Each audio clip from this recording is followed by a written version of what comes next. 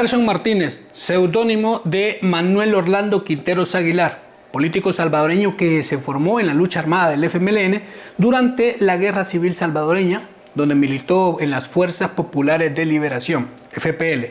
Se saquearon instituciones como ANDA, como el Boulevard Diego de Holguín, el Banco Fomento Agropecuario, el abono a los agricultores. Aquí se vivió décadas de un régimen de impunidad. La corrupción antes era totalmente impune. Pero concluido el conflicto, Martínez desarrolló una carrera política institucional. Fue diputado en la Asamblea Legislativa en varios periodos, concejal de la Alcaldía de San Salvador y también ministro en los dos gobiernos del FMLN, tanto de obras públicas como de vivienda y desarrollo urbano. Básicamente creció a la par del FMLN como partido con el ascenso y consolidación del gobierno político del Frente.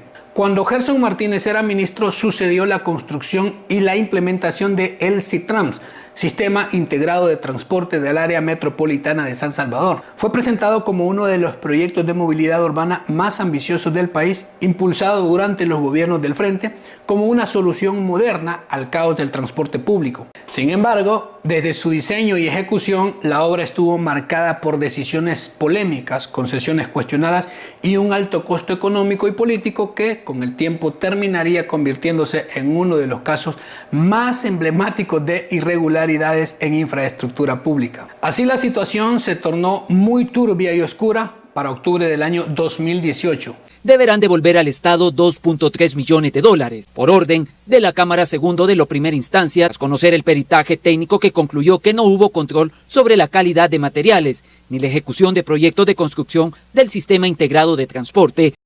Las autoridades de auditoría revisaron y emitieron una sentencia en primera instancia contra Gerson Martínez, entonces exministro de Obras Públicas, por irregularidades en la construcción de la terminal del SITRANS. La resolución determinó que el MOP, bajo su administración, avaló pagos de una obra que no cumplía con los requerimientos técnicos del contrato, sin exigir control de calidad adecuado ni supervisión efectiva. Por ello, la Corte le ordenó junto a otros exfuncionarios restituir al Estado aproximadamente $2.4 millones de esas deficiencias y pagos indebidos en la obra. Este fallo se basaba en un peritaje técnico que puso en evidencia múltiples defectos de la obra, incluyendo paredes desniveladas y una serie de deficiencias en la construcción. Además, en las auditorías se acusó al MOP de conceder prórrogas injustificadas a las empresas contratistas y de no realizar las supervisiones necesarias. En total, la sentencia integró distintos reparos patrimoniales contra Martínez y todos los involucrados, incluyendo montos aparentemente menores por pagos de supervisión, modificaciones no justificadas y cancelaciones indebidas a contratistas. Con esto último llegando a totalizar $2.5 millones en todos los rubros evaluados y auditados. Cabe aclarar que en el año 2018 aún no estaba bajo el gobierno de Nayib Bukele, pero Gerson anticipadamente dijo que era un acto de persecución en su contra. Rechazó públicamente la condena, calificándola de arbitraria y carente de fundamento. Gerson era, como suele decirse, de hueso duro del Frente, una figura prominente. Por ello, fue posicionado por la cúpula del partido como el principal candidato a la presidencia de la República para las elecciones del año 2019. Tras la renuncia a su cargo ministerial en el discurso de un nuevo desafío, en los primeros meses del 2018, la Comisión Política y el Consejo Nacional del Frente lo pusieron como el favorito de la dirigencia para llevar la bandera roja en la contienda presidencial, en un intento por presentar un pura sangre del partido como opción de gobierno. Como decían ellos, para darle continuidad, pero quizá continuidad a la corrupción. Sin embargo, pese a este aval de la cúpula, de sus compinches, las bases optaron en las internas partidarias por Hugo Martínez, relegando a Gerson en la segunda posición y demostrando que incluso con el apoyo de la cúpula del partido, su proyecto presidencial no logró arraigo suficiente dentro del electorado interno del FMLN. Gerson Martínez llegó en ese momento político con las bendiciones claras de la cúpula del Frente, pero todo ese respaldo terminó siendo más un lastre que una ventaja. Para entonces, esa cúpula ya había hecho fracasar al FMLN como gobierno y como proyecto político, desgastado por los errores, la soberbia y la desconexión profunda de la realidad social. En las internas, muchos militantes no solo rechazaron a Martínez como candidato, sino que aprovecharon el proceso para expresar abiertamente el hartazgo hacia la dirigencia, con los mismos rostros, los huesos duros, las mismas decisiones y el mismo control vertical del partido. Al final, las bases del FMLN le dieron la patada a Gerson como candidato presidencial. Vamos camino a la presidencia de la República para mejorar las condiciones de vida de todas las familias salvadoreñas. Como presidente de la República, seré como soy, como siempre he sido. Mi presidencia representará al pueblo salvadoreño. ¡Que viva Gerson Martínez! ¡Que viva! ¡El pueblo unido jamás será vencido! Pero tras los reparos administrativos y patrimoniales emitidos por las auditorías en las irregularidades del proyecto del Citrams, el caso escaló a un ámbito penal cuando la Fiscalía General abrió una investigación formal contra Gerson Martínez y su círculo de exfuncionarios. Para diciembre del año 2022, la Fiscalía solicitó y obtuvo una orden de captura contra Gerson Martínez por los delitos de incumplimiento de deberes y actos arbitrarios, señalándolo como uno de los principales responsables de haber impulsado y ejecutado el proyecto sin cumplir los requisitos legales esenciales. En esencia, haber defraudado los fondos públicos. Y peor aún, el caso de Gerson Martínez no se limitó únicamente a lo del Citrams y toda la serie de irregularidades que esto aportó, que también terminaron en procesos judiciales. Su nombre también quedó ligado en la práctica de los sobresueldos, ese mecanismo tan conocido desde el gobierno de Funes, donde también Gerson era ministro.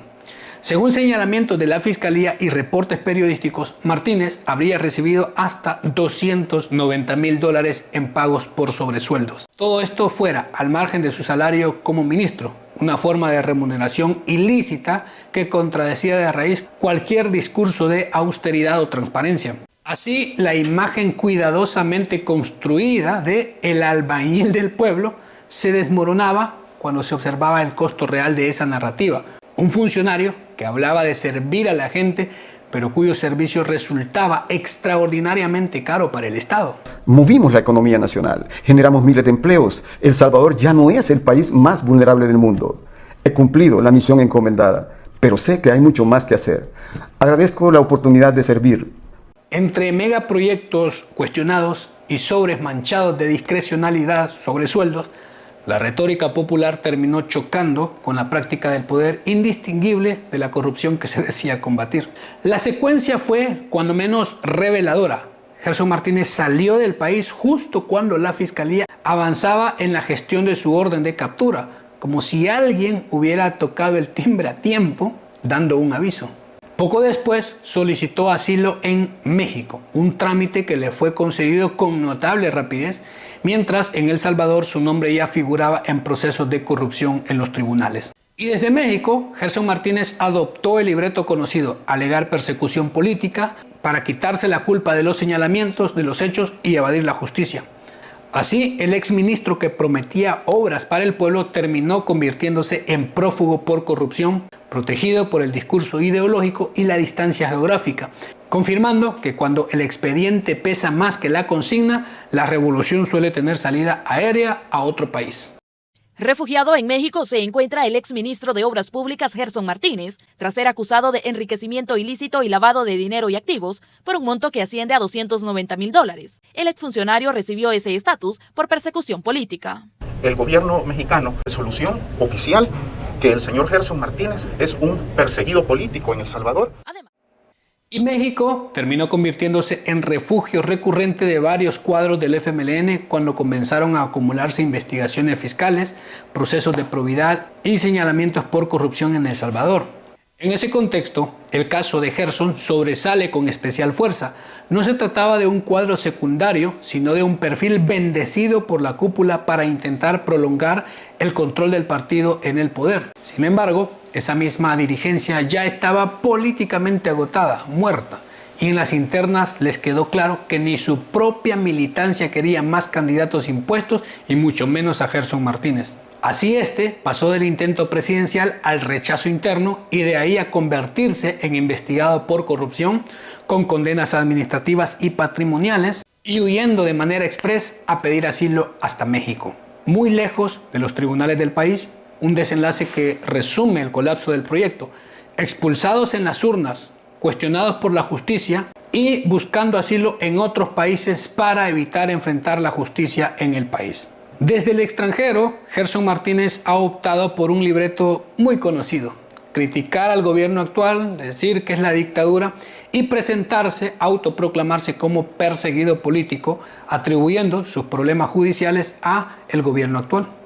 El supuesto argumento, sin embargo, resulta muy frágil cuando se recuerda que sus casos fueron destapados años antes, incluso cuando su partido aún gobernaba y controlaba buena parte de las instituciones. Ese discurso, repetido hasta el desgaste por varios exfuncionarios investigados, termina siendo la única defensa posible, más política que jurídica, y cada vez menos convincente frente a expedientes que no nacieron por el cambio de gobierno, sino por su propia gestión en el poder y al ser ya demasiado descarados, evidentes. Guerrillero en las montañas, funcionario con escritorio, presupuestos, salarios exorbitantes, sobresueldos y finalmente refugiado internacional en México. Gritando que es un perseguido político. Luchó contra el sistema, administró el sistema, se benefició del sistema y terminó huyendo de ese mismo sistema que, aunque lo protegía, al menos le permitió una salida. Pero bueno, ¿qué conocía usted de este caso? Saque su conclusión, déjenlo en los comentarios. Muchísimas gracias por apoyar siempre el contenido. Cuídense mucho, nos vemos. Hasta luego.